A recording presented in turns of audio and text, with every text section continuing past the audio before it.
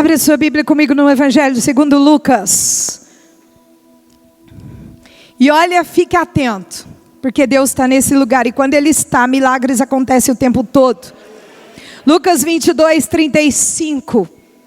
Abre a sua Bíblia aí, Lucas 22, 35. E depois você vai abrir em Lucas 24, 29.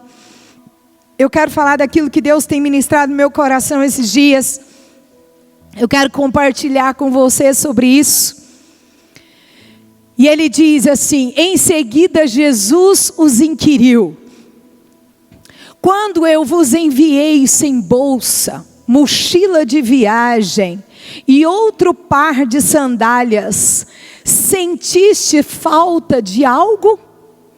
Agora que eles prontamente replicaram: de nada.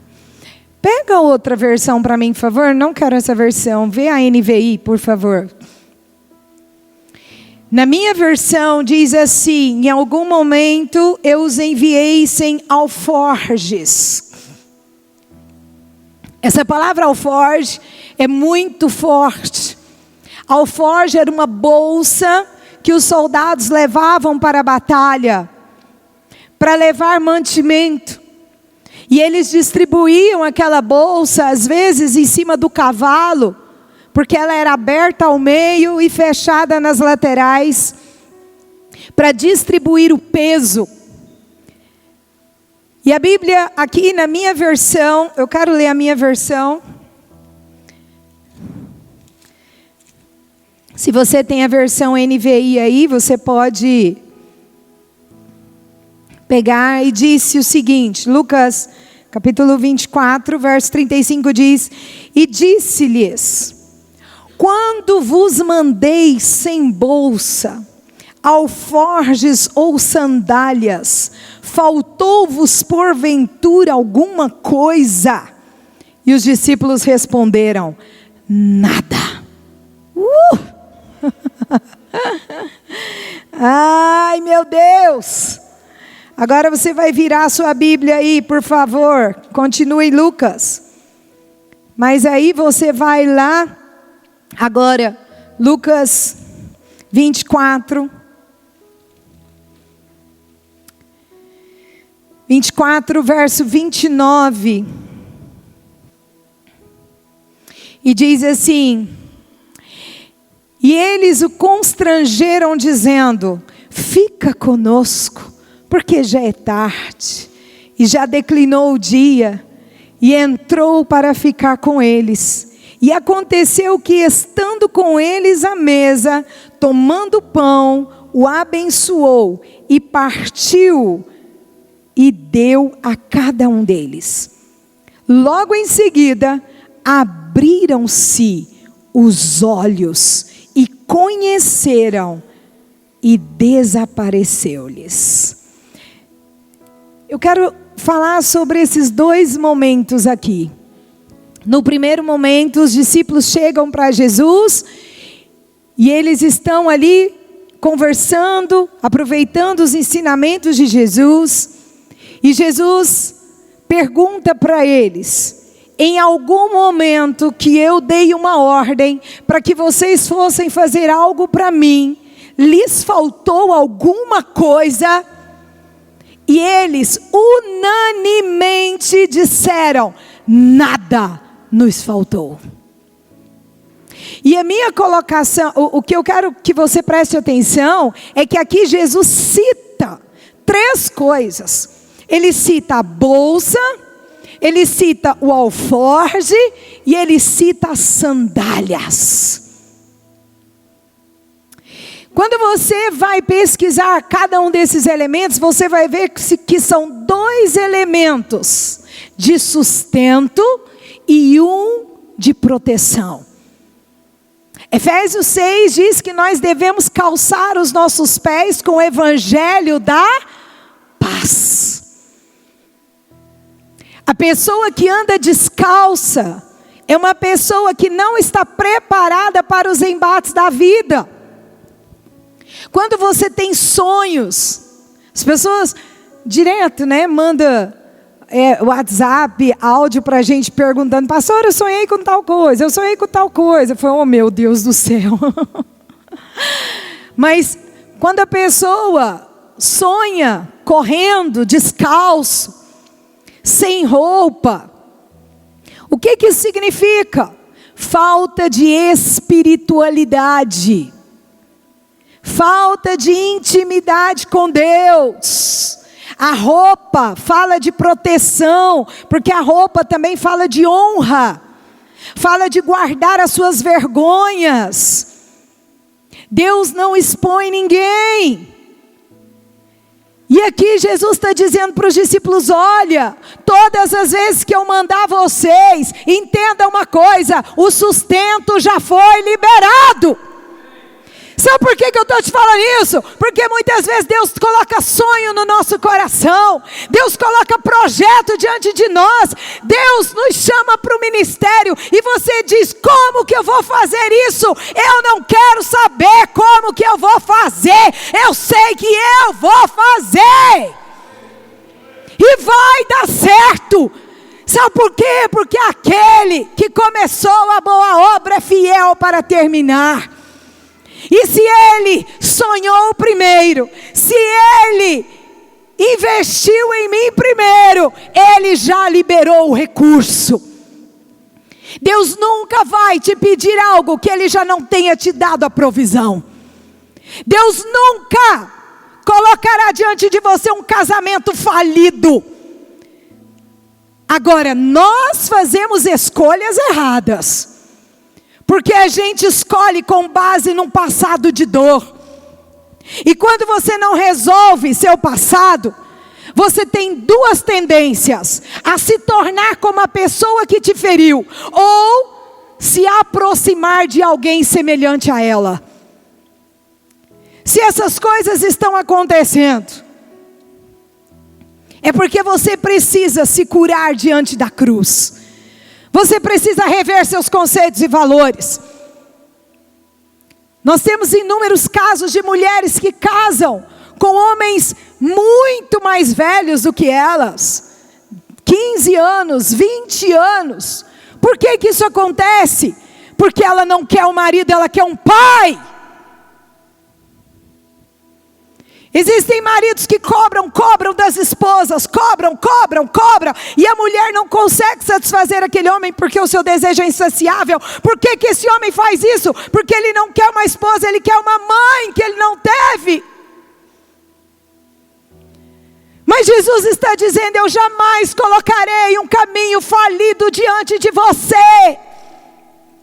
E ainda que você tenha feito uma má escolha, hoje Jesus está neste lugar para consertar suas veredas.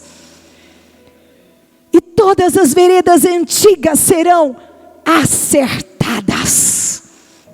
Sabe por quê? Porque a Bíblia diz que João Batista foi enviado antes de Jesus. Sabe para quê? Para ministrar um caminho reto. Caminho reto. Oh, essa palavra fala tanto comigo. Porque nós, enquanto cristãos, nós, enquanto seres humanos, tudo que a gente quer é achar um atalho. Tudo que a gente quer é acelerar o processo. Tudo que a gente quer é fugir do processo. Porque atalhos tecnicamente nos fazem chegar mais rápido ao destino, mas não é isso que acontece. O atalho é uma falsa direção. Deus tem para nós caminhos retos, ainda que eles sejam no deserto. E aí aqui, antes de entrar nesse segundo texto que nós lemos, eu gostaria que você abrisse a sua Bíblia comigo, em Lucas 23, de 5 a 6, por favor. Mantenha a sua Bíblia aberta, porque hoje nós vamos dar uma passeada pela Bíblia. Capítulo 23, verso 5. Diz assim: E estando elas muito atemorizadas e abaixando o rosto para o chão, eles lhe disseram: por que buscais o vivente entre os mortos? Ah, meu Deus do céu, repita isso comigo. Por que estou buscando? Diga isso, vai. Diga bem alto. Por que estou buscando? Vivente entre os mortos. O anjo perguntou isso para as mulheres que foram visitar o sepulcro de Jesus. Jesus aqui em primeiro lugar, ele tem um momento com os discípulos e ele traz essa direção. No segundo momento, Jesus morre, mas ele ressuscita. E aquelas mulheres vão até o sepulcro para ver se Jesus está ali. Sabe por quê? Porque elas foram chorar a sua morte. Mas quando elas chegam ali, o anjo diz: por que vocês estão procurando um vivente entre os mortos? Sabe o que eu aprendo com esse texto?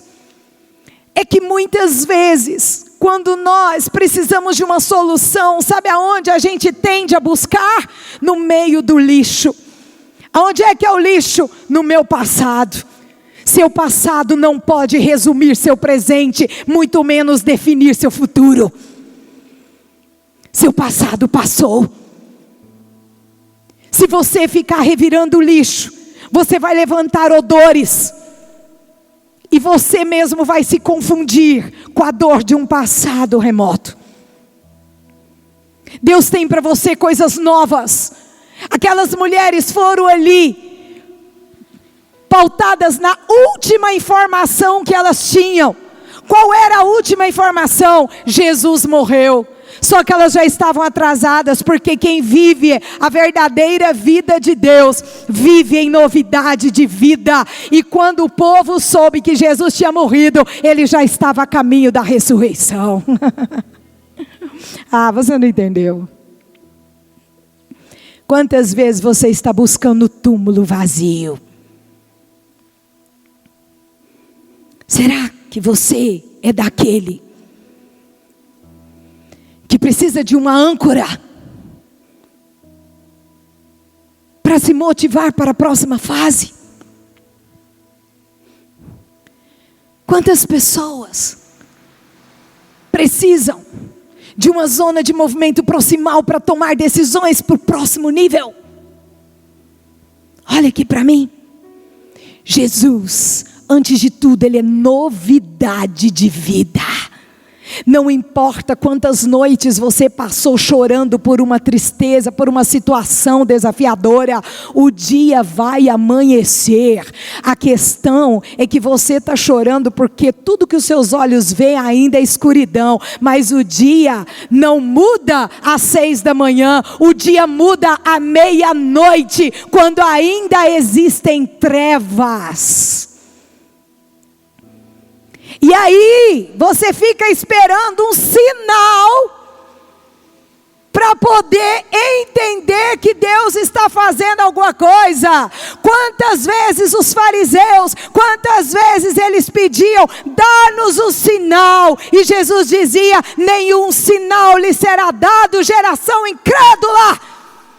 Crede em mim, crede nas minhas palavras. Olha para mim, igreja. É isso que Jesus está dizendo. Até que dia você vai ficar esperando um sinal de Deus na sua vida para entender que o milagre já foi liberado? Não, não tem sinal. Ele é o sinal. Ele é o Rei da glória.